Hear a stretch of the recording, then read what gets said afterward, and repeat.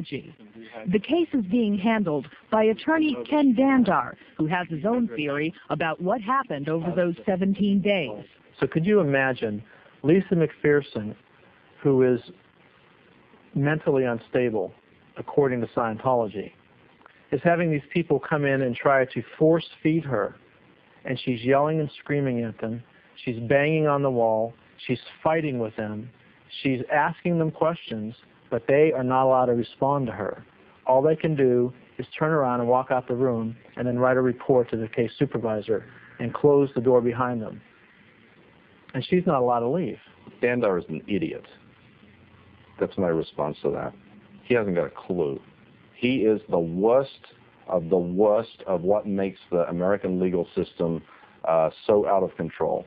He is an ambulance-chasing gold digger. My reply to that is simple. If they had called an ambulance for Liza McPherson, I wouldn't be here today. The Scientologists never did call an ambulance, but on the 17th day, Liza was at last taken to a hospital in a church van. It didn't take Liza to the closest hospital, which was just a few blocks away, or the second closest, or the third, or even the fourth nearest for that matter.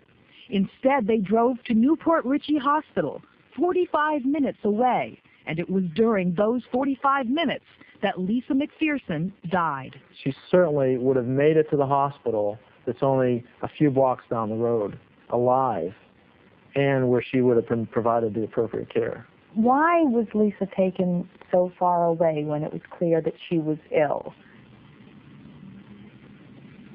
I think that the answer to that question comes in the doctor who was at the Newport Richey Hospital was a Scientologist. Liza McPherson had obviously had some mental problems, and I think that people thought that the best situation would be for her to see someone who was a Scientologist. The people at the hospital had no idea what had killed her. The people who were taking care of her did not know that she was going to die. It was an accident, and it was sudden. One of the first things that gave investigators great pause was the inordinate loss of weight on the part of Liza McPherson. Wayne Sheeler is with the Clearwater Police Department. The paramedics who attended her at the scene of the wreck estimated her weight to be around 150 pounds. But once she was pronounced dead, her weight at the time of death was 108 pounds, and her appearance was rather cadaverous. She lost more than 40 pounds in 17 days? That's what it would appear. An autopsy indeed showed that Liza McPherson died of a pulmonary embolism, a blood clot that traveled to her lung. But according to the coroner's office, it was caused in part by what happened during those 17 days. The autopsy report says Lisa's death was due to bed rest and severe dehydration. In fact, the medical examiner, Dr. Joan Wood, theorized that Liza McPherson had little to no fluids for the last 5 to 10 days of her life. She also believes that Liza had bruises and insect bites all over her body. The church, which says it will prove the lab findings are flawed, has taken to the streets to protest what they say is a smear campaign by the Clearwater government to discredit the church. Both sides now await a decision by a Florida prosecutor on possible criminal charges in the Liza McPherson case, a decision that could come any day. Meanwhile, Del Liebrick's battle with Scientology is a civil matter that has turned decidedly uncivil. What her motivation is? Money. Pure and simple.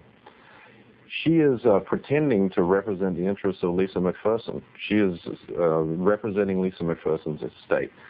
I can assure you that the last thing that Liza McPherson would be doing would be suing her church. To them, this is bad PR, but I want people to find out, all over the world, for it not to ever happen to anybody else, what happened to Liza. Heber Jensch is the president of the Church of Scientology International. He's in Los Angeles. Mr. Jensch, good evening. Good evening. Those affiliated with Scientology ran an orchestrated campaign pressuring us to not run the piece you just watched. Do you not consider the mysterious death of a young woman in the care of Scientologists as a valid reason for outside questions? I consider the fact that your people were given information, Brian, that they did not put on the show, and there were very specific information that they could have used. Joan Woods, the medical examiner, she never did the autopsy on this case, and that was known to your people. It was done by a Dr. Davis, and he did the actual autopsy on it, okay? And in his autopsy, he said he did not agree with Joan Wood, the medical examiner. Davis did about 25 autopsies. 24 were completed. One was not completed. The reason that one on Lisa McPherson was not completed was because his notes were not available. They were not available because Joan Wood, the medical examiner, destroyed those notes. Then she goes on national tabloid TV and starts blabbing about all these kinds of accusations and so forth. That is sickening to me. It is sickening that it has to be done that way when your people had the information.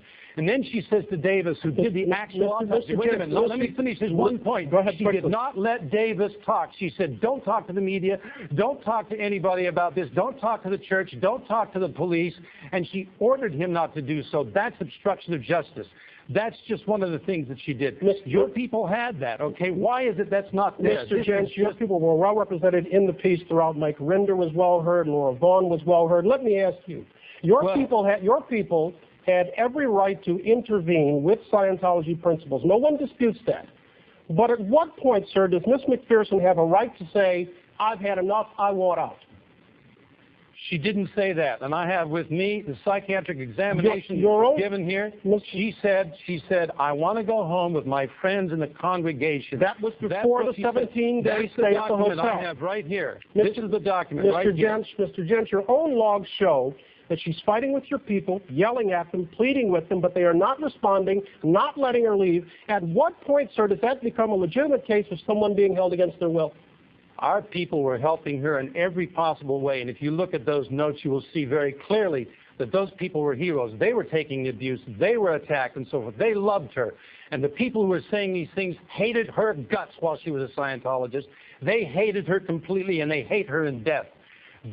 Our people loved her. They respected her. And Lisa was a church member. She was always a church member. Mr. Jentz, even if I accept that those people loved her and wanted to take care of her, your own logs clearly depict a woman with a deteriorating mental condition and failing health. Do your people have no responsibility to have those maladies professionally addressed? You're saying that a psychiatrist is going to do something which is going to be better. You know, and there was a case in Miami, Florida, which dealt with directly. And there was a fellow who was also dramatizing like this and carrying on. You know what they did to him? 11 attendants jumped him. They threw a blanket around his head. They kneed him in the back. I never mentioned psychiatrists, Mr. Jentz. No. Well, I'm telling you because that's what you're saying. You're calling those people professionals. They're not professionals. Failing physical health. Do they not have any responsibility to get the maladies addressed? The last time when she started to deteriorate was very rapid, and they took her to a hospital. But those you're saying that should be a psychiatrist. I'm saying that if they went to a psychiatrist, she would have been destroyed by them. I never mentioned the word psychiatrist, sir. I know, but you and I talked earlier today, and I did mention it, and you know that that's part of this case, and you know that was part of the problem with this, okay? Psychiatrists destroy people's lives. They have the highest incidence of rape and so forth. She didn't want to go there. They have the highest incidence of rape? Of any profession. There's 2,500 indictments against psychiatrists in this country last year alone. Why would you go to a bunch of people like that who use electric shock, and that causes brain damage, that destroys people's lives? She didn't want to go there. She had a right not to go there with a psychiatrist. This lady was taken care of. You know, Mr. Gumble, that situation down there is bigotry, and I told you about it. We have the information. The 11th Circuit Court of Appeals said that there was there was a fervor against it. This is just incredible. Sir, they said it was patently offensive. Sir, I'm going to have to let that be the last word. I'm sorry, but you know. Thank you. We'll be right back. Here again is Bryant Gumbel. Before we leave you, we want to share some feedback, some of which you've been emailing us since we came on the air tonight. Claude, thank you very much. On our report on imported produce, this one comes from Justin H. in Knightdale, North Carolina. If the USDA isn't going to inspect it properly, they should not put their label on the product. I am disgusted with this agency, which is supposed to protect us. And on another topic, this one from Ed R. in Pennsylvania. He writes that Sonny Bono was an icon of the 60s, not as big as a Beatle, but as loved. And as you might expect, we're being deluged with a number of emails about our Scientology report. That's about it for us for tonight. Now here's Dan Rather with a look at what's ahead from CBS News.